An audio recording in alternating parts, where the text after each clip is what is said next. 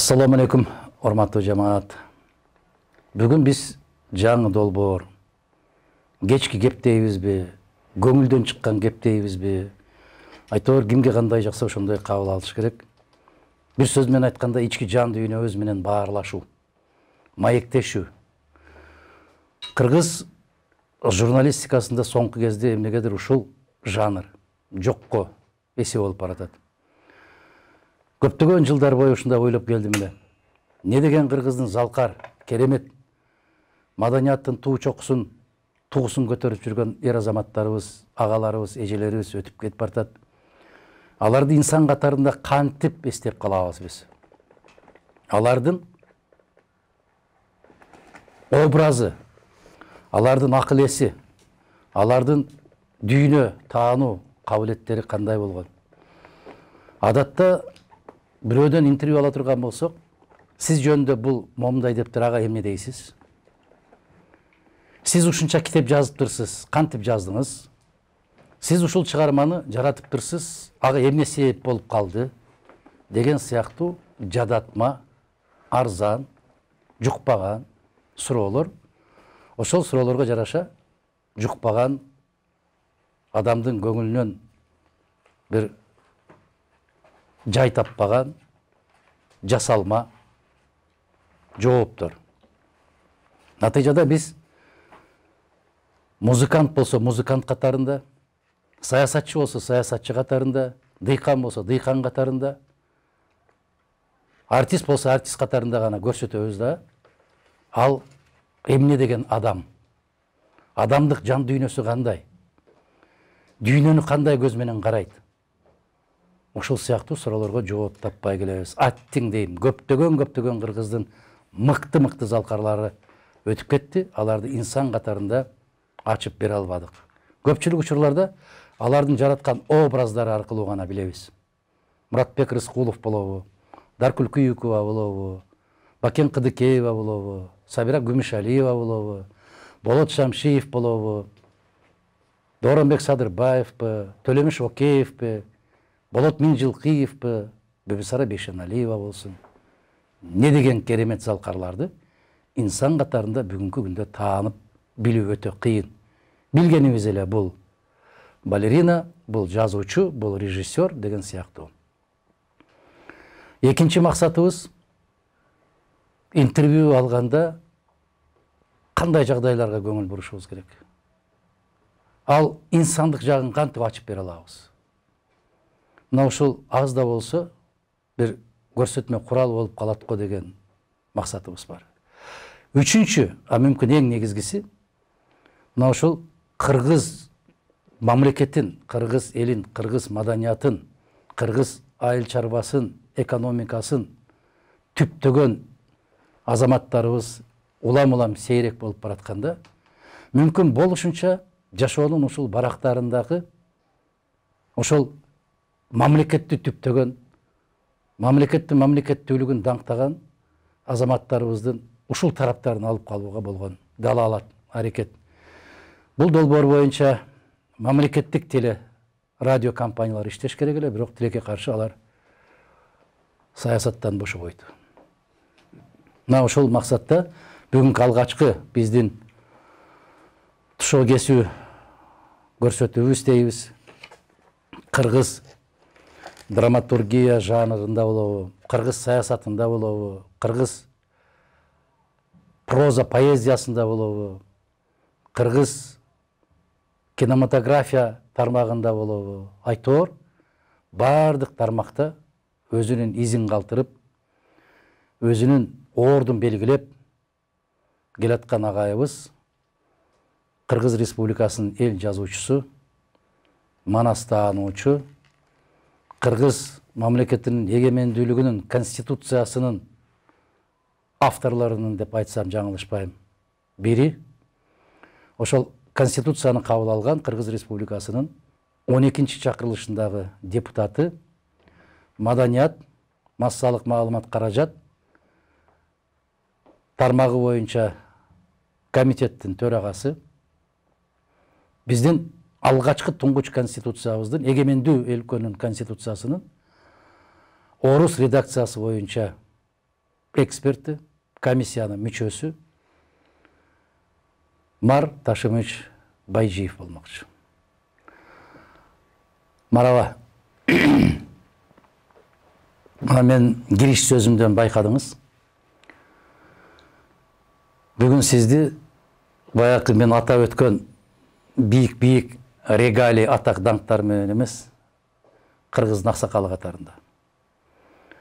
Ар бир доордун өзүнүн жүзү болот. Ар бир доордун өзүнүн үнү болот. Ар бир доордун өзүнүн бир калыс, кара кылдык ак жарган карыялар, аксакалдар болот. Айрыкча кыргыз касиетинде бул институт аябай жогору, бийик деңгээлде кармалып келген. Муну үрп адат дейсизби, адеп ахлак дейсизби, ата бабаларыбыздан калган каада салт дейсизби, кандай кабыл алсак, ошондой кабыл алалы. Бирок бул институт болуп келген. Биринчиден, ушуга макулдук берип келгениңиз үчүн сизге ыраазычылык. Алгачкы суроом. Сиз кимсиз? Адаммын, кыргыз элинин уулумун. Азыр чоң атасы болуп калып, азыркы сагышкан жаш балдар. Эми бул жоопту баары берет да. Мен сиз кимсиз деген суроого мындай бир адам өзүнүн адамдыгын түшүнсө дейт. Адам бул дүйнөгө эмне үчүн келгендигин билсе, баары ордуна түшөт дейт да. Ушул жактан караганда кимсиз сиз бүгүнкү күндө?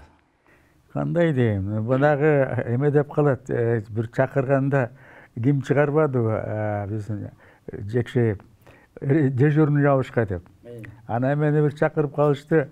Мен айттым, май калып кетейин, мен дежурный жабышка эмесмин, мен сторож жабышкамын дедим. Сторож деген мылтыкты кармап отурат эме деп.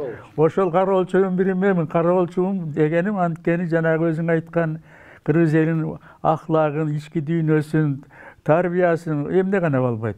Ошонун баарын тиги сактап, анча мынча сактап жүргөн абышкалардын бири мен болуп калдым. Жана сен айткан досторум баары өтүп кетти. Өзүм дагы мынакей апсаңдап 85-тен ашып калдым. Чигебизди өтүп кетти. Ошол сторожмун деп ойлойм да мен. Кароочу, кыргыз дөөлөттөрүн коргоп турган, коргоп турган. Эч кайдан. Аны азыр кабыл алабы жокпу, өзүң айткандай шарт башкача болуп кетти, бийлик талашып, саясат болуп кетти бардыгы. Ана мындай да адагасы дагасы. Сен өзүңдү мына бала кезиңден бери билем десем болот. Жаш кезиңде келдиң саясатка. Анан сен менен өзүңдү жаккан жери айтканыңды айткан дегениң деген. Мен де сендей хулиганырак болчумун, ошондуктан алгыча мен тиги өкмөт менен партия мени көп баркташ. Айткан сөзүмдү айтам дегеним деген. Эч качан мен жүгүнүп мага галстук таккылы орден бери айткан эмес. Сиз конструктивдүү эмессизби демек? Тиги эми азыр ар кандай сөз тиги дейт, бирок ушу ойлоп калдым эле. Ушу барган сайын өтө эле саясат болуп, бийлик талашмай менен кетип, таптагы рыночный экономика деген балакет келди. Жанагы тендер деген балакет келди. Ошонун кесепетинен канча балдар түрмөдө отурат. Бул деген бир кишинин кылыгы эмес. Келген шарт деп ойлойм да. Аны ушу мени чакырып, эстеп, баягы сторождун бирөөдө чакырган чоң рахмат садагасы. Анткени мен ойлойм, эл журтка да керек болуп калды. Мына балдар чыгып өкүрүп бакырып чыгып атышат лозунга менен. Кезкеде чыгып атышат ар кандай сөздөр менен, бирок мындай кандай десем, өтө эле үстүртөн болуп атат. Ушул Манастагы тиги эмелердин баардыгы ак калпак кийип алып, сайма сайган калпак кийип айтышат, бирок тереңине жетпей, эмне болуп атат? Кандай трагедия болуп атат элибизде, журтубузда? Ушул жерден, Марава, ушул жерден аябай бир керемет сөздү баштадыңыз да. Айтып атат деп атасыз. Көбү сүйлөп атат, көбү жазып атат. Негедир жыйынтык чыкпай атат деген сөздү айтып атасыз. Мен караңыз, экөөбүз мындай ушул жерден талашып көрөлү. Укпай атат да. Укпай атат. Мен ушундай бир мисал келтирем. Тоокты күч десең кетет. Себеп укту да. Демек мен кетишим керек экен деди. Итти кет десең кетет. Бирок кайра келе берет. Сен үйгө кирип кетсең, кайра тоок очоктун башына келет. Ит келип кайра жаткан жерине келип жатып атат. Уктумбу дегенде биз уктум деп жооп беребиз го. Уктум деп жооп бериш үчүн 4 баскычты басып өтүш керек экен да. Биринчиси угуп билиш керек экен. Уккан нерсени түшүнүү керек экен. Түшүнгөн нерсеге ишениш керек экен. Ишенген нерсени аткарыш керек экен. Ошондо биздин коом кандай болуп атат? Угуп атат, мүмкүн түшүнбөй аткандыр. Кандай дейсиз? Бул эми кыргыздын бир өзүнчө бир мүнөзү бар экен. Анан мен айтып атпаймынбы? Жанагы бир өзүнчө саясат болуп, башка болуп өзүнчө бир позиция болсо, момундай кылалы, мамлекетти кайсы жерин кандай кылалы? Ошо сен айткандай тиги жанагы маданият жагын алалы. Кандайча кылып оңдолсо болот деп айтыш керек да. Ал жок, азыр мындай окусаң жана конституция чыгарып ар кандай варианттарын. Бул кетсин, биз барсак барын кыйратабыз. Ооба. Мен ичим күйгөнү капа болгонум ушу кандай кылып оңдош керек. Анан дагы бир туура эмес иш болуп атат. Кайда болбайлы. Маданият болобу, ошо сот жакшы иш алып келсе андай эмес. Системада. Аны кечирип койгула, менин оюмча, мынауреки кептин баары биз баягы түзгөн конституцияда оңдош керек, толукташ керек. Ага жетпей таптак өзгөртүп ийбеди. Канча конституция окуйт. Улам бирөген. Мараба. Кептин бар ошондо. Мен айттым го. Саясатты токтотуп, сизди инсанга инсан ошо жүрүп отуруп мынакей ушу акыбалга келдик. Театрга азыр эч ким барбайт садагасы. Улам жана тендер менен ремонт кылат, бош турат. Артисттерибиз тиги эптеп жанагы эме деген чыкпады, тамада деген. Ошол менен жамбагып калды. Ал тургай мындай деми. Муну жөндөн эле тиги оозду көптүрүп мактай берип айтыш керек. Кандай кылып оңдош керек? Эмне кылыш керек? Мына театрларыбыз барган сайын өлүп баратат. Эмне кылыш керек? Давай академический театрга, улуттук театрга, оперный театрга дейли, жанагы орус улуттук театрга дагы Айтматов атындагы болуп калды кийин. Биздин тигиден ушулардын улуттук болгону эмесин көбөйтөлү экесе. Айлыгын. Жанагы чыгармачыл адамдар экесе көбөйтөлү. Жана технический кызматка элүү чыгарды эмесин. Чыгарып берди Кудай. Буйругун. Ооба. Аны кийин биз мыйзам менен бекиттик. Жанагы пенсияга чыкса, мисалы үчүн, эл акыны дейбиз, эл жазуучу пенсияга чыкса, пенсиясын экесе көбөйтүп берели. Заслуженный артист болсо 50% көбөйтүп берели деп баарын чыгарганбыз. Бирок кечээ 10-жылы төңкөрүш жасадык дегенден кийин баарын алып салды да. Аны ким алганын билесизби? Билем да. Кандай болду? Бул маданият мындай кечирип койгула. Ар кандай болот, эми жанагы тиги муну президент указы менен чыгартканбыз. Анан кийин жанагы төңкөрүштөн кийин алып дагы ким азыркы жана төмө жаткан тиги Атамбаев эме катары премьер-министр кезинде алдырып таштаптыр. Биринчиден бул өзүң саясатты билесиң, бул указ менен гана алыш керек. Алдырып таштап. Биз мыйзам менен бекиткенбиз, Марава кийин. Мыйзам менен эл акыны, ел жазуучу, эл артисттерине 100% мыйзам менен. Булар мыйзамды кийин алдырып салышты. Тилекке каршы ушундай болду. Эми Марава мындай кылсак, сиз өзүңүз бир айтканыңыз эсимде, мен көчөдө келатсам, баягы бүйсүздөр, бомждор, орто муундагылар, ассалому алейкум, агай кандайсыз, ден соолугуңуз жакшыбы, амансызбы, жүрөсүзбү деп уялып, бир аз четке чыгып кетишет деп айттыңыз. Жаңылышсам түздөйсүз.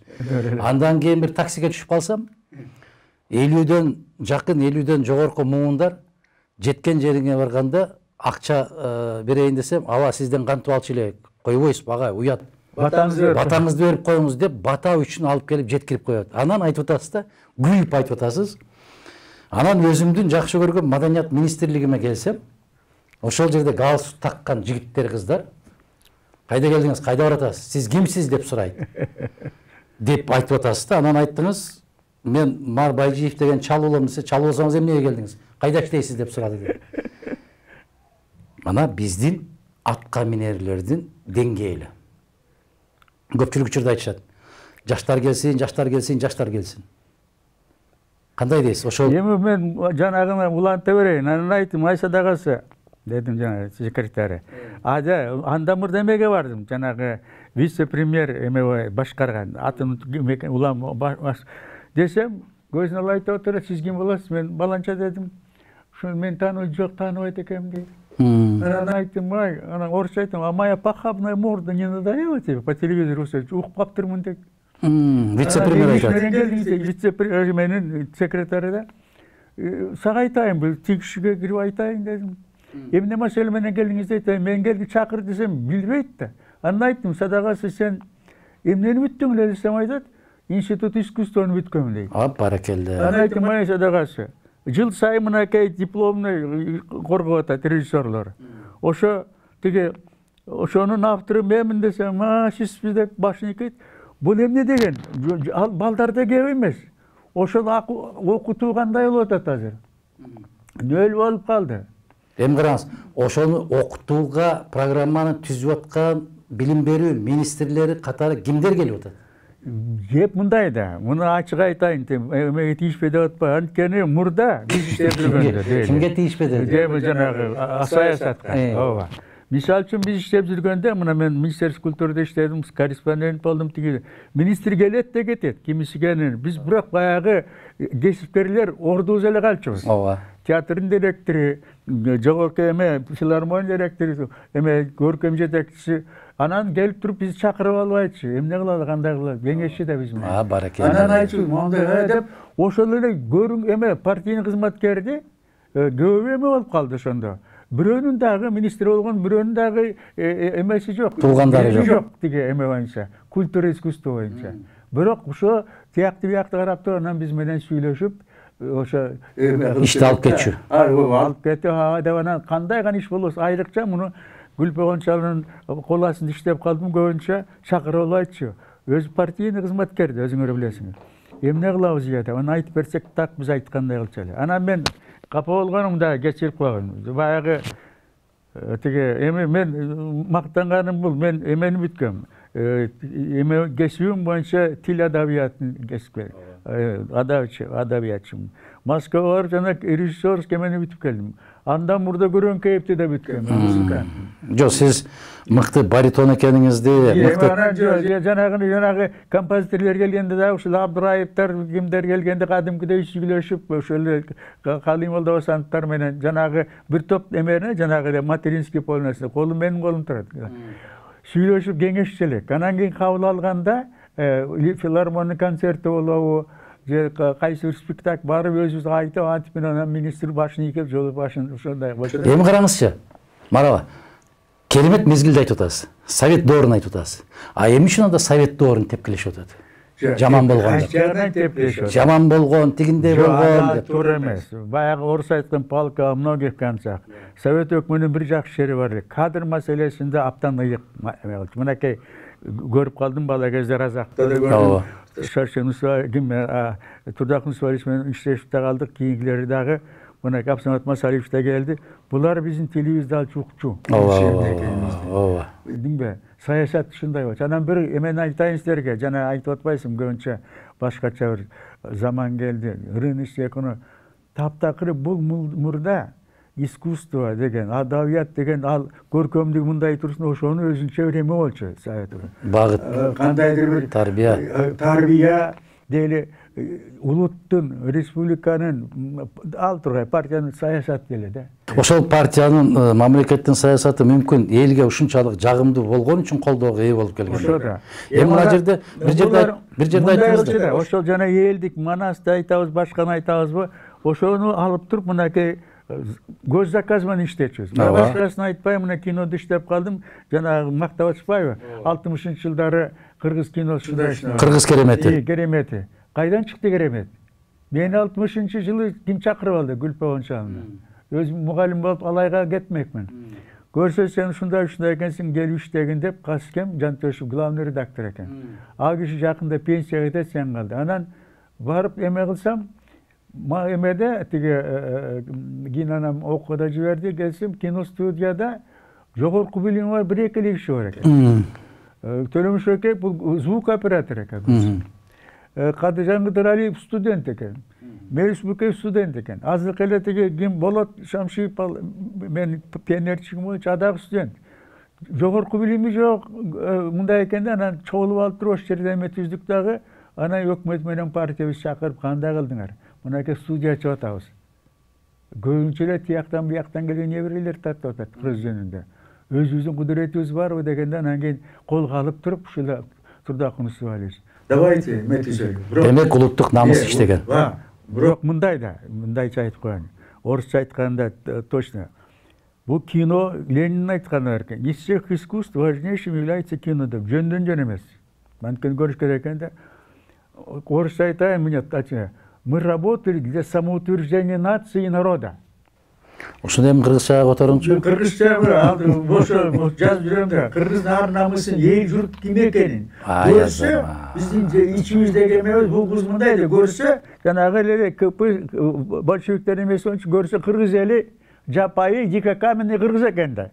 Анан 17-жылы тиги мүңкүрдөн кызыл желек менен чыгып келиптир да, андай эмес деп койгон.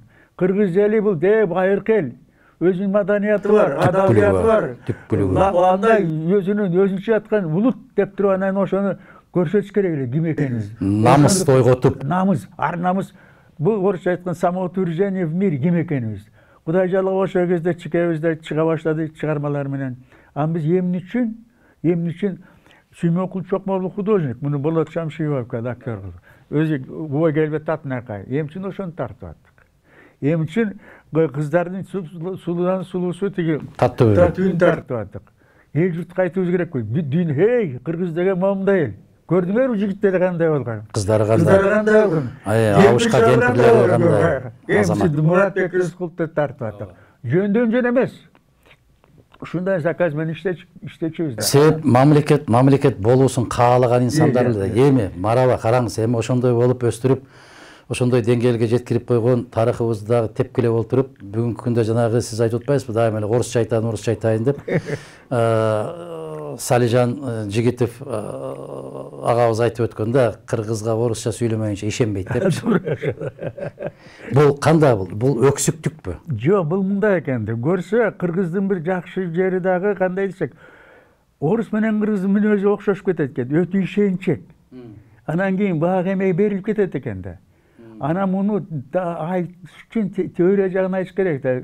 Салижан алгырча окуду, чоң окуду, мен орусча окуп калдым. Демек жанагы бир обобщение кылып туруп, сүңгүп кирип, ушу манаста эле айталы. Залкаров эмне бул чыгарманы? Жөнү мактап атпайбыз, антетмин деп, бирок эмнеде?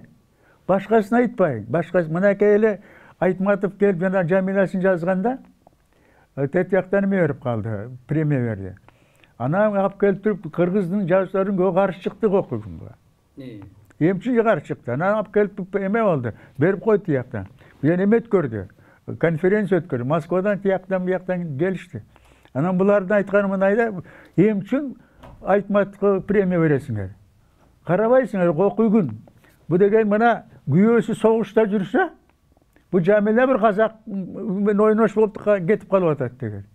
Данияр менен. Бу кандайча? Патриоттук кайда деген чыгышты чоң эле аксакалдар ким экенин айтып отурбайбы. Билебиз. Анан дейт бул мынакей жаштарга да таасири тийип атат. Айтматпын, бузуп атат. Баарыбыз анан бизге мага сөз бердик. Ошол чыгармадан кийин ажырашуулар көбөйүп атат. Ооба, эми мындай да. Көрсө, анан айттык да, окуйгун деп мага сөз бергенде айттым, бул жөндөн жөн эмес. Тереңин карагылачы. Ошо тереңине жете албай атат да.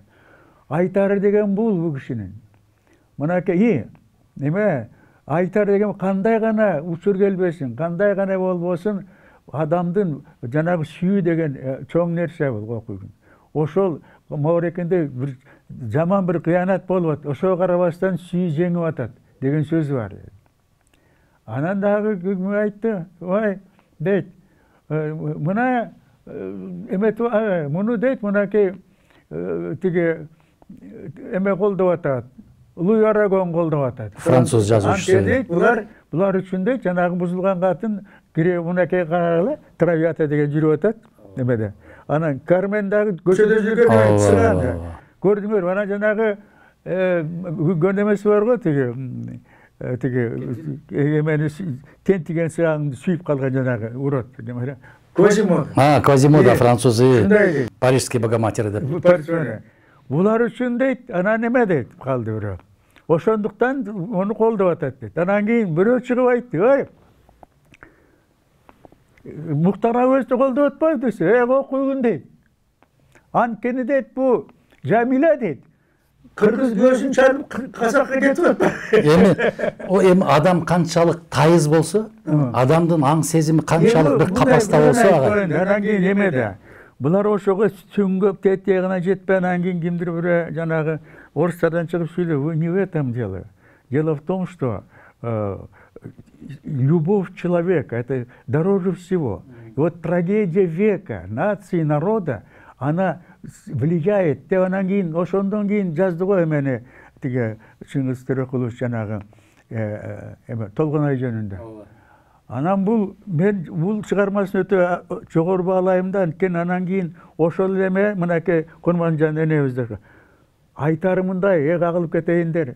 Кандай гана кыянат болбосун, бардык жер жүзүндө кыянаттын бардыгы аял заттын жүрөгүнөн, тагдырынан өтөт. Ошол Толгонайды карагылачы окуйгун. Балдары бар, Татынакай, Гели бардыгы бар. Баары согуштан кырылды. Буга ким? Күнөө кимде? Гитлерден Сталинде. А бирде карабайсың, башкармада болду, аягында кандайдыр эмеден туу калган баланы бычактап ошону эрмек кылып калды. Трагедия века. Демек, мана. Деге ошондуктан бул да Сайлжан айткан ошода. Муну кыргызча айтсаң сүрттөн карап эле анан кийин теорияны окуп алып цитата келтире баштайт орусча. Мен жанагы көбүнчө Будай келгенде орусча жазганымда ошода.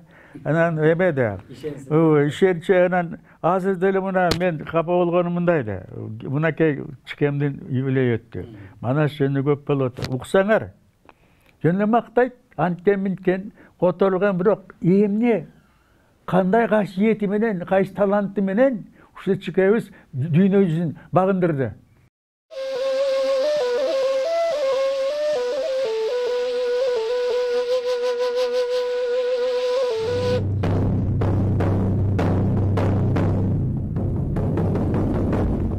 Өтө оор маселе. Мына сиз айтып аткан нерседе биздин улутубузга таандыкпы, же жалпы эле адамзатка таандыкпы, көрө албастык деген нерсе бар. Көрө албастык деген. Биздин ушул көрө албастыктын доорунда караңызчы. Мүмкүн алда жанакы Совет бийлиги, же Москва, же Сталин алардын түк кызыкчылыгы да жок, иши да жок. Биздин ичибизде жүргөн митекурттар. Себебин айтып берейин. Мына сиздин чыгармаларыңыздын баарына Кыргызстанда тыюу салынган да.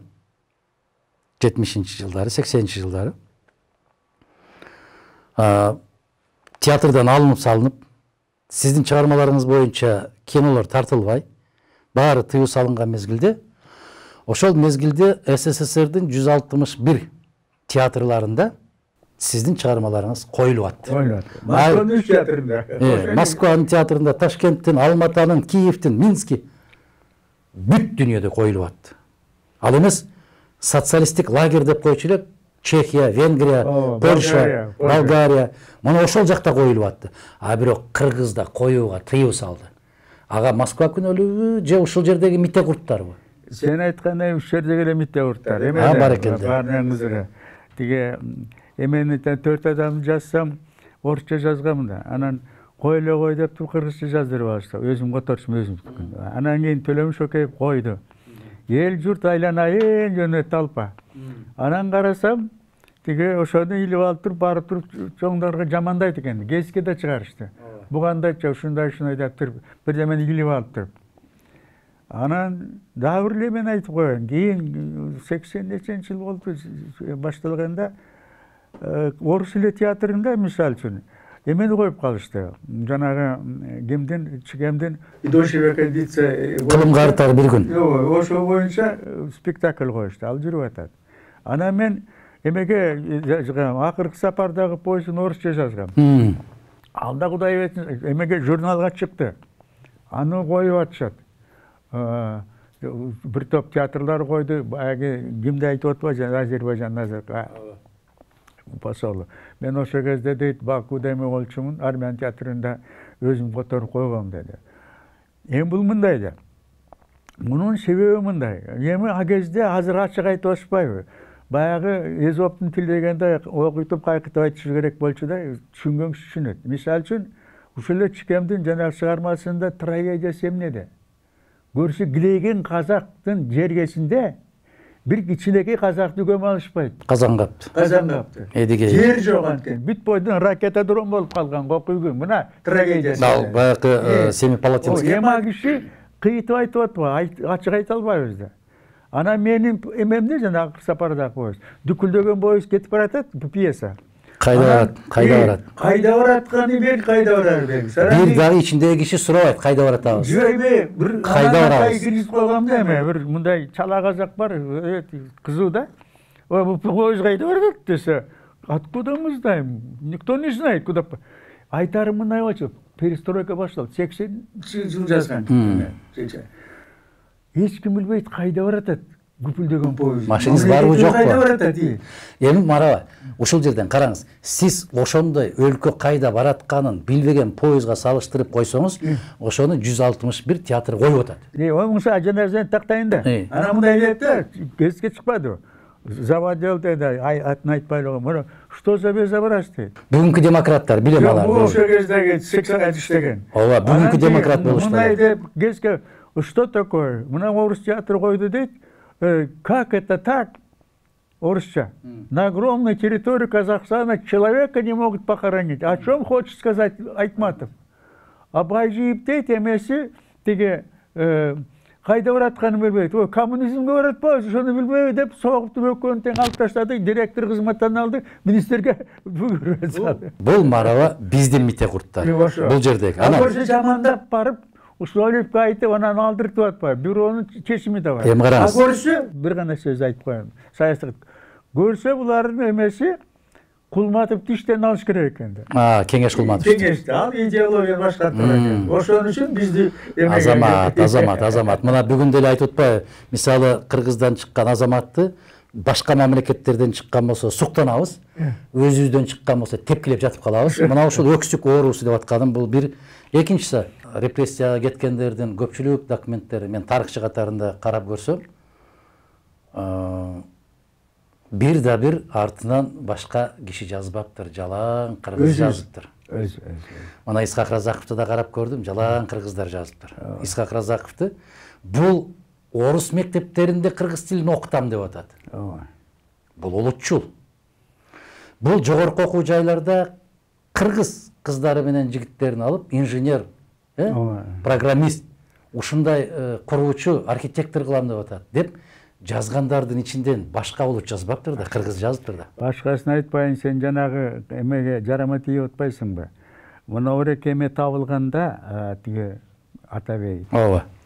Мен ошого тиги эме кылып койду, депутат болуп. Ооба. Комиссиянын эмеси. Мүчөсү, төрагасы. Архивдеги документтин баарын колума алдым. Бул мурдараак эле башталган. Абсамат Масалиевич келгенде, бул кишинин бир жакшы жери, көңүл өзүң билесиң, иштеп калдың. Жакшы, көңүл ачык, мындай таза киши эле да. Анан айттык, моундай болуп атат. Мисалы үчүн ушу Касым Тыныстанов менен Молдокулич дем үчүн таптак көз жазамын да калды. Десек, анда эмне кылайын дейт. Ушундай десек, бой силердин эле аксакалдар келип мен айтып атпайбы дейт. Бул Касым Тыныстанов дейт, тиги акталган дейт. Бирок эме боюнча, уголовный боюнча дейт, акталган. Политика акталган эмес деп айтты дейт. Молдокулич дагы көрсө дейт, бул тиги оруска кошулганда каршы чыккан экен. Ким айтып келсе айтты, ким экенин айтпайбы. Ушуну айта бербейлиби? Мен мүмкүн убактысы келди да, биз дайым сылап сыйпабайын. Анан ким десек, айтыңыз дедик да, кокулодук келгенде айттык. Эми муну аксакал бул жерде отурат деди, ал ким экен көрсө. Анан комиссия түздүк, Кудай жалгап. Ким азыркы Бейзаткан Шеримкулов заводел болчу, 3-чү секретарь болчу. Ооба. Изилдеп көрбөдүм, баардык архивге кирдим. Көрсө Тыныстановдун үстүнөн жазган, бүт аны жок кылган ушулай алып кебиз экен окуйгун. Ал турган эмеде турат, жанагы протоколдун допросунда. Эме катары, эме күбө катары кетет да. Бу дейт, эме дейт. Кулактын баласы. Ооба. Пантүркүз. Эме кулактын баласы Алаш Арданын мүчөсү болгон. Атасы кулакка тартылган. Өзү дейт, продразверстка башталганда 33-жылы. Ошо кезде министр болуп калды, нарком болуп. Өзүнүн китебин ошого дейт, даже жаш балдарды ошо каршы чыгарган эме киргизген дейт. Материал киргизген дейт. Анан дейт бул 25 жылы Араб шерифинен латын өтө дегенде бул каршы чыккан деген бар экен. Ооба. Анан аягында эменин заключение орусчада это самое Касым Тынстанов, Красной армии не служил, был член Алашардинской националистической партии пантюркистской. В 25 году выступил против перехода на латынь. И в своих учебниках пропагандировал антисоветский коллектив ушундай дейт. А көрсөң, бир гана сөзүн айтып коеюн, токотор жерин. Көрсө, оны айтып эле жүрөм. Көрсө, жанагы китеп менен пропаганда кыл дегени мындай экен. Көрсө, жанагы синтакстин автор экен да. Касым Тынстанов. Анан ошол жерде орусча дегенде орусча окуган киши словно сочинение предложение деген бар да. Үтүр кайсы койушат. Ооба. Ороңдо малың, даның көп болса, үтүр. Ороңдо малың көп болот деген эме келтириптир да. Мынакей дейт. Көрдүңөрбү дейт. Эмнеге чакырып атат? Эмнеге чакырып? Тиги прогресс көргөбөй, каткыла орого дейт. Мал көбөйтүп. Эми марава бүгүн дагы тилекке каршы да. Ошондон бери бир 70 жыл өтүп кетти да. 50 жыл өттү дейли. Эми бүгүн деле ушундай бар да. Мисалы, кээ бир азаматтар чыгып атпайбы, жана мээси көктөп кеткендер. Коронавирустун Кыргызстанда жайылышына Мадумаров күнөөлүү деп жазып атпайбы? Алардын урпактары калып калган. Андай кишилер ар бир заманда болот экен. Ар бир доордо болот. Ошо мен айтайын дегеним, ошонун баарына Москваны күнөөлөп, Союзду күнөөлөп, мисалы караңызчы, сиздин ошол чыгармаларыңызга эгерде цензура болгон болсо, аларды түк жолотмок эмес да. Эми бир кыргыздын баласы чыгып алып кыйкырып атат. Сизге айтса болмок да, сен кандай укугуң бар суроо берүүгө? Ал жакта политбюро турса, кайда баратканын билбейт десең, сен эмне деп кыйкырып атасың? Эй, мар деп чакырып алса болобу? Жок, тескерисинче 161 Союздун театрында коюлуп атат. Мына Гайдайдын деле фильмдерин караңыз. Не деген керемет, не деген күлкүлүү, бирок ошонун ичинде кандай сын, кандай сындар бар. Какшыгы бар, какшыктар, кандай керемет какшыктар бар. Ошон үчүн биз мүмкүн жанагы сиз бир анекдот айтпадыңызбы? Биз студент кезибизде 80-жылдардын аягында ошондой айтып калганда, биз коммунизмге барабыз деп кете бериптирбиз. Көрсөк, коммунизмде жашап өтүп атканыбызды билбептирбиз деген сыяктуу да. Эми сизди караңыз. Ысык көлдө туулдуңуз. Бишкекте өстүңүз. Кыргыз тилин ушунчалык керемет деңгээлде өздөштүрдүңүз. Алгачкы конституциянын орус редакциясында эң негизги эксперт сизсиз. Кыргыз редакциясында Салижан Жигитов, орус редакциясында сиз. Өзбек тилинде керемет сүйлөйсүз. Татарчасында уксак ошо эле. Татар тилинде керемет сүйлөйсүз.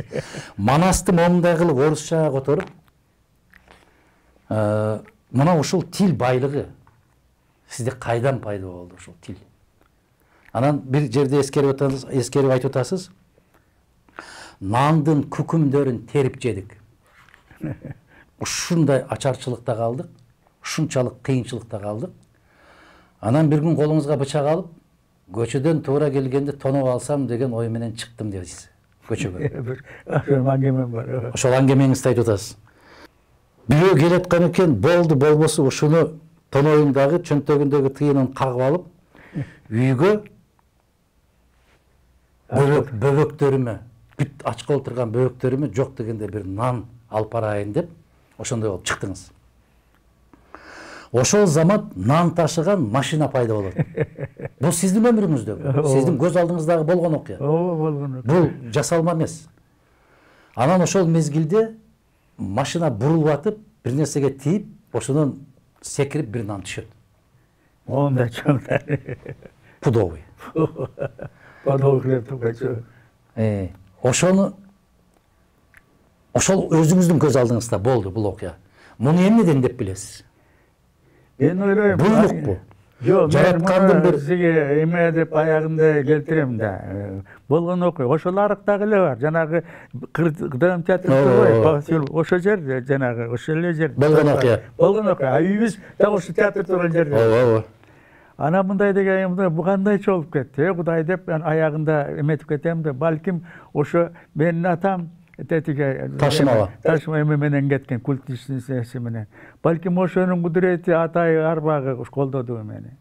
Тет жактан келаткан. Мынакей ойго куй, жамандыкка барбагын деп. Караңызчы, тагдыр деген. О тагы. Тагдыр. Эгер жараткан, жогору жактагы жараткан аяган пендесин ар кандай себептер менен, себеп жараткан кудуреттүү дейт, ал өтө чебер зат дейт. Караңыз, сиз ошол бычакты кармап турган кезиңизде ушул баланы жамандыктан тыйып, жанагы аракка түшүрүп машинаны, андан сиз издеген наанды томолотуп, бирөөгө айтсаң ишенбейт. Тагдыр деген ушул. Анан ошону көтөрүп, кучактап, анан үйгө барып, бөөктөрүмө берип, ошолордун курсагын тойгозуп, аябай кубанганмын деп айтасыз да. Эми караңыз, ушундан улам. Сиз тагдырга ишенесизби? Ишенем. Тагдырдын ээси ким? Кудай өзгөр жараткан. Баракелде. Теңир. Алла разы болсун, агай. Караңызчы, муну Манас ким болгон деп көп сурайт. Талаш бүгүнкү күнгө чейин бүтпөйт. Кээ бир азаматтар чыкты күпүлдөп, Манас болгон эмес деп.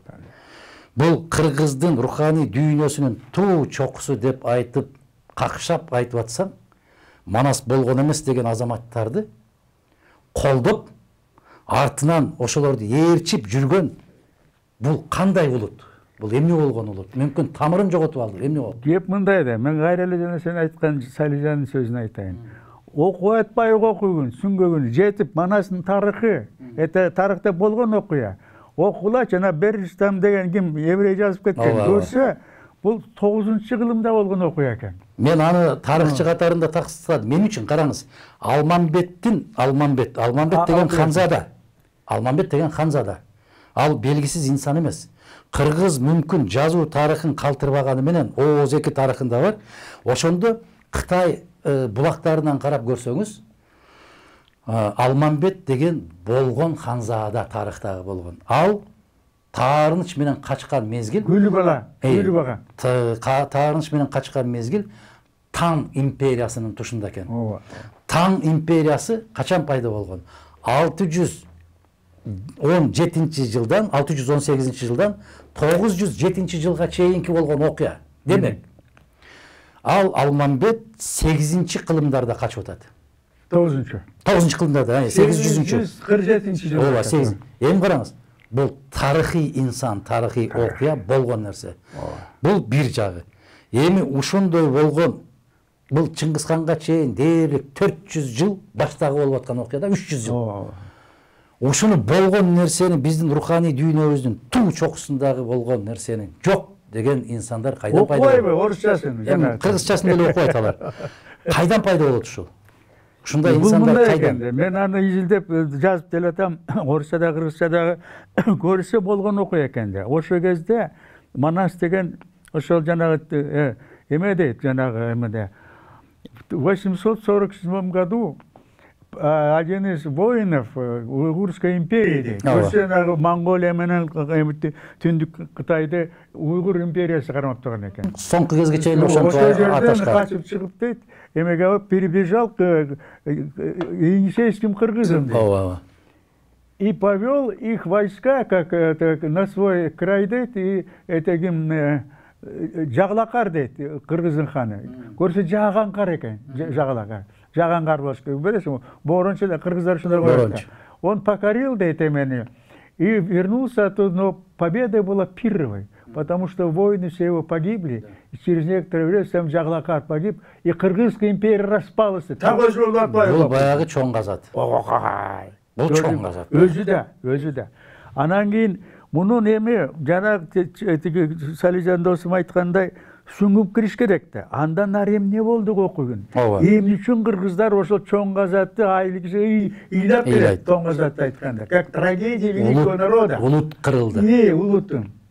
1000 жыл ыйлап келбедик, азыр деле. Манас айтып атканда ыйлайсың кадимки. Сакемди көрүп калдым, киного тарткам, чоңгазда ыйлап айтып берчи. Кийин жаш эле Уркаш Мамбеталиев менен досум. Могу тиги булардын баары көрсө бир кезде атаңдын көрү кыргыздар биригип турганда, Манас бириктигенде. Бул чоң өзүнчө каганат түзүлөт, империя дейли. А бирок ошо Манастын көзөтүп кеткенин кыргыздар ушундай болуш керек. Бири-бири менен келише албай, азыркыдай бийлик талашып, жүрүп отуруп каганаты кырылат. Кыргыздар а дегенде тиги Чыңгыз хан коласында калат. Кийин Кокон хан, Орус хан, Кыпыс ушундай болот да. Ушу өзүнчө жаткан бир кийерки трагедияда. Демек, эгерде мунун түбү Окуйгун кыргыздын бир эмеси жок, биримдиги жок болсо, бирөөнүн кол астында калабыз. Башкасын айтпайм, мына бул элинем да. Эмне кандайча Оруска багынып бердик биз. Көрсө, кийин 19-жылы көрсө, эки бир тууган, бир атадан тараган. Экөө куда, Боронбай атабыз менен бугу, Сарбагыштын Ормон ханы.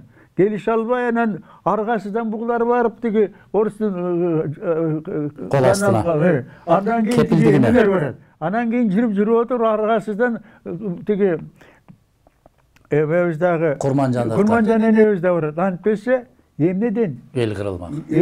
Анткени ынтымак жок. Баягы Камчыбек тасып аткандагы эң негизги окуя ошондо да. Азыр эми мен болгоным мындай да. Бул чыгарманы эмчи Манасты жакшылап окуш керек дегенде, окуйгун окулачы. Жалкарлык эмнеде? Окуйгун эгерде даже мынакей эмен жазып атам, балдар үчүн бук бар. Көрсө кыргыздын Тянь-Шаньдан, Алатаудан качкан себеби мындай экен да. Окусаңар баш жагында эле келатат. Ушунда кыргыздар Ногой эмеде, Өгүз хан, Ногой хан деген көрсө Манастын чоң атасы экен. Ооба. Ногой хан барында барын бириктип Жакыптын атасы. Анан кийин Жакыптын атасы. А киши каза болгондо кыргыздар кадим азыркыдай бийлик талашып арганан тетиги бу Алооке бу Кытай эмес экен. Ошол жактан келген бир майда уруунун бирөө экен да. Келип анын кыргызды басып алып атпайбы окуйгун. Анткени ынтымак жок бизде.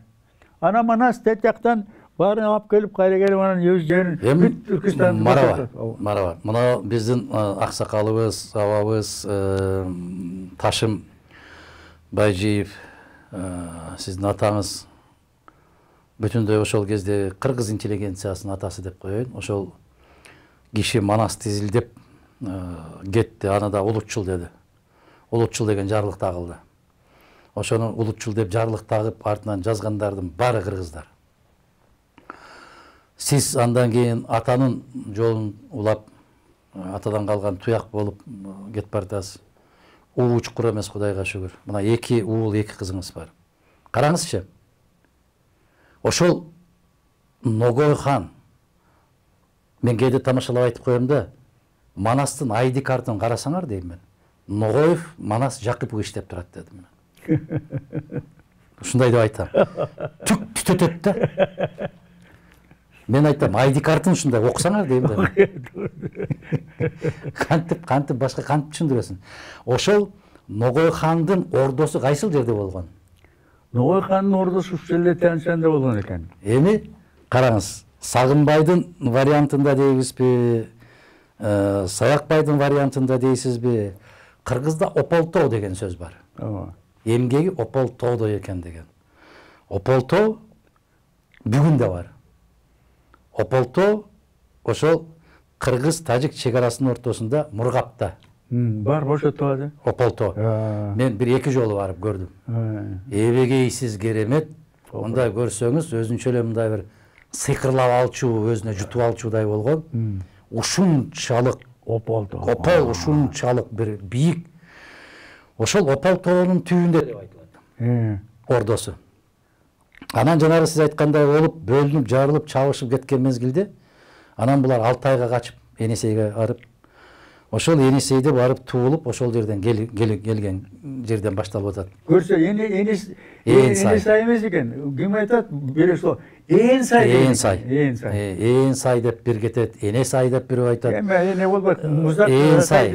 Энсай деп ошол жерге кечкен, жаткан. Ээси жок болгон, ушундай болуп жаткан жердеги ошол жерге баргандагы анан туулган. ошол жерден анан кайра келип атамдан калган жер үчүн деп келгендеки кербез ушул. Эми Манастын ичиндеги өзүнүн идеологиясын караңыз да. Бүгүн кыйкырышып атпайбы? Идеология жок деп. Идеология ошол Манастын ичинде жатат. Эң туура, эң туура. Идеологиянын уюткусу ошол. Ошо Дүйнөнүн эң алдыңкы өлкөлөрү дагы Манас сыяктуу идеологияны жарата албайт. Эч. Эмне кыласың, өзүңдүн колуңда турган алтындын баркына жетпей бөтөн жактан идеология издеп. Ата энеге болгон мамиле жатабы? Жатат. Динге болгон мамиле жатабы? Жатат. Зайыпка болгон, балага болгон, жылкыга болгон, душманга болгон. Молодец. Мына ушул айкөлдүктүн туң чокусу болуп жатат. Айкөлдүк, кечиримдүүлүк деген. Эми ушул касиеттерден бүгүн кыргыз айрылдык. Айкөл боло албадык. Бир сөз өтүп кеткен болсо, жет атасына чейин жерге киргизип жиберип, аны жок кылып атабыз. Мына айкөлдүктүн жоголушунун себептери эмнеден? Айкөлдүктүн жоголушу эми бул мындай экен да таң көрү. Бара-бара бул эмне үчүн мына Муса пайгамбар пайда болду. Эмчи Иса пайгамбар пайда болду. Эмчи тиги Мухаммед пайгамбар көрсө, кандай бир жүрүп отуруп пейлин жогото баштаганда, ошондо Кудайга ишене баштайт. Кудай чакырат экен. Мына Моисей дагы эл менен тентип жүрүп, таптакыр маразм башталгандан айтат, мен Кудай менен сүйлөшүп атам деп Муса пайгамбар чыгат. Ал кеттегенин көп, 1000 жылдан кийин Иса пайгамбар чыгат. Окуй, канакей деп анан өзүнүн жанагы христианство чыгат. Андан кийин 700 жылдан кийин анан кийин эме чыгат. Мухаммед саллаллаху алейхи ва саллям. Адак анткени элден пейил кете баштаганда ушундай балдарын тирүүлөй көнүп баштайт. Ушу көрсө бара-бара ушундай бир заман келет экен да. Бүт эле алдым жуттумга кеткенде анан ошондо Кудайды эстейт экен. Бирок кыргызымыз алкар желе. Буларда бизде тиги Кудай тирүү эмес. Мындай мына айтайын сизге ушул ла иляха иллаллах Мухаммад расулуллах деп айтып атпайбы? Айтканы мындай котормосу. Жер үстүндө Кудай жок. Бирок Кудай жөнүнөн өкүл Мухаммед деген бар экен да. Аллахтан өткөн илля жок. Ош жактан келген Мухаммед анын элчиси. Анткени кыргыздагы азыр деле мынакей дастан жазып жүрөт кыргыздар көкө теңири. Чындап келсе кыргыз биздин психологиябыз, накта кыргыздар ошол көкө теңир боюнча калган. Понимаешь? Теңир жаргалсын деп атпайбы? Анан биздин көп салтыбыз илгеркиден келаткан. Ош жактан келген нерсе. Мусулманчылыкты кийин кабыл алганбыз. Кийин дегенде качан? Иә. Кийин дегенде качан? Бул мен ойлойм ушу тиги эмейлер, тимуриттер келгенде ошондо. Марава. Муну аябай залкар манасчылардан бери ушундай айтылып келинет да. Манаста жанагы тыңчы жиберип атпайбы? Манасты ала албайт экенбиз. Манасты кантип алсак болот деп, анан ошого бир кызматчы кылып бир баланы жиберип атпайбы, тыңчы кылып. Ошол карап отуруп, аябай Манастын баскан турганын изилдеп жүрүп, отурган ал жака белги берип атат. Маңдайдан келсең ала албайсың дейт. Артынан келип ала албайсың, алдынан келип ала албайсың. Капталдан келип ала албайсың. Бул ушундай бир арстан экен. Келген киши соога албайт. Мунун бир адаты бар экен дейт. Ар жуманын бир күнү дейт. Таң эртең менен туруп, таңдын нуру жерге тие элек мезгилде, күн толугу менен чыга элек мезгилде, жалаң кийинип, чапанын гана жамынып, биринчи артын тазалап, анан кийин бети колун жууп, анан кийин жалынат экен. Анан бир кайрылат экен. Мындайча айтканда, баягы жума күнкү намазды айтып атат да. Мына ошондой мезгилде келип гана албасаң, башка мезгилде ала албайсың деп кабар бергенден кийин дал ошондой болуп, таң сүрүлүп, жуунуп таранып, чапанын кийип, анда соокту кийбей турган мезгили болот экен да. Мына ошондо келип сайып кетти деп Сагынбай Орузбаковдун вариантында да ушул болуп атат. Саякбайдын вариантында да ушундай келип атат. Демек, мындай болсо Манас 847 жыл деп атасыз. Алмамбеттин келиши. Ислам 7-кылымда пайда болгон. Демек, ортосында 100-150 жыл өтіп атат. Толугу менен ошол мезгилден баштап кыргыз мусулманчылыкты алуу мүмкүн бе? Жок. Бул эмеде, бул биринчиден ар кайсы эпохада дейли заманда ошол кийин бул Сагынбай атабыз молдо киши болгон. Бул кийин кошулган мусулманчылык. Анткени ошол Сагынбайда мындай жери бар. Көңүл буруп атпайсыңарбы? Баягы эме кудалап келгенде, кимге? Каныкейге. Кудалап келип, эмеге Бухара келет. Анан кайра барат. Анан мындай деген сөзү бар. Кыйва деген жер экен, тажик деген эл экен. Бизден бурун көп жылы мусулман болгон эл экен дейт. Анан окуп көрсө бул тажиктер акасы Согдиян экен. Ооба, Согдияна. Иран тили. Фарсы. Анан муну 8-кылымда арабтар басып алып мусулманчылыкка айлатат экен Согдияны. Анан жана бизден мурда болгон экен деп 9-кылымда айтып атпайбы. Анан дагы бир эмеси бар да. Анан жанагы изилдөөлөрдө ошо Саякбайда экемеле тиге Поливанов, Касым Тыныстанов мен атамдар бардыгы бар. Бу деген Манас деген бул тенгриянец болгон дейт. Анан кийин эртең менен барып Кудайга Тенгирге жалынган жери бар. Бирок муну кийин эмебиз тиге Сагынбай атабыз мусулман кылып атпайбы? Мусулманчылык кийин келген. Они были язычниками. Даже жанагы эмени окусаңар 11-кылымда болгон окуя слово полковник орыстан. Ошондо тиги эме кагышып атпайбы кимдер менен. Көрсө кыпчак эл экен жанагы. Хазары. Хазары. Эме ошосы эме Олег, Игорь. Көрсө эме экен да, кыпчак экен да, канчак эмес. Они были язычниками. Кийин келет. Анан кийин эме болгондо мусулманчылык кийгенен бара-бара анан мындай жери бар да, бир кызык. Мени ушуну дагы айтып коюш керек. Көрсө бу Манас болгон окуя экен. Анан бирок Манас каза болгон, дагы бир нерсени айтып коеюн. Жанагы баштабадыңбы? Көрсө болак жанагы сен айткан тиги Ополтодон айдалганда кыргыз эли калат. Бейганакей хандын тукумун айдайт экен. Кимди? Ногой хандын. Мына биз деле кечирип койгон кайыпты айдап жибердик. Эл калды. Берки кимди бетеге катат бел калат. Ошон эмесин. Бектер кетет, эл калат. Ошондуктан тияктан кайра келип анан бул жерге Бакайга жолугуп атпайбы? Кошойго жолугуп атпайбы? Үрбүгө жолугуп атпайбы? Демек калган эл. Просто анан жанагы дагы бир нерсе бар да. Терең сүңгүп киргенди көрсө, жакып ыйлап атпайбы мен эркек бала жок. Ооба. Көрсө бул жөнөкөй гана бытовой үй эмес экен да. Кыргыз элинин үй экен да. Мындан огойкан өтүп кетти. Ошондой залкар пайда болобу? Кыргыз эли. Анан Манас уулуп атпайбы?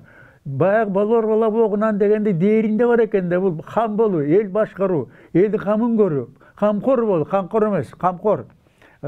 Анан ошондо анан келип жанагындай элди анан бул дагы бир кызык жери бар. Менин эмем боюнча Семетей атасынан жүрбөй калганда 200-300 жаш кичүү. Эмне дегенде кыргыз эли үмүттүн үзбөйт экен да. Ал түздөн түз тукум эмес дейсизби? Жанагы астында калганда бу кандайча балким жүрүп отуруп Манастын небереси чөбөрөсү чыгар ошону баштаган. Анан Семетейди ойлоп чыгарып атпайбы? Бирок Семетей эмнеден каза болот? Чыккынчылыктан. Ооба. Анткени тиги эмелер келгенде, Тимуртер келгенде кыргыздар ары кетип, бери кетип, мына азыркы болуп, тияка да кетип, ошондуктан мынакей коюнда жаткан аялы чыккынчы.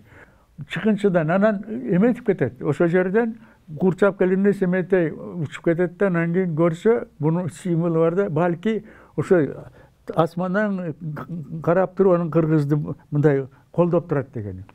Бирок ада болбойт, анан айласы кеткенде кыргыздар, балки Манастын небереси чыгар деп Сейтекти ойлоп чыгарышат да. Анан Сейтекти байкасаңар, Сейтекти кан көтөрөт да, анан кийин Бакай баары келип туруп эмесин берет, батасын берет, айланып кетейин Сейтегим, мына эл журтту сага калтырдык, мындан ары өзүң башкар, эл журтуңузга сактат деп, анан кийин Аллаху акбар деп о дүйнөгө кетишет да.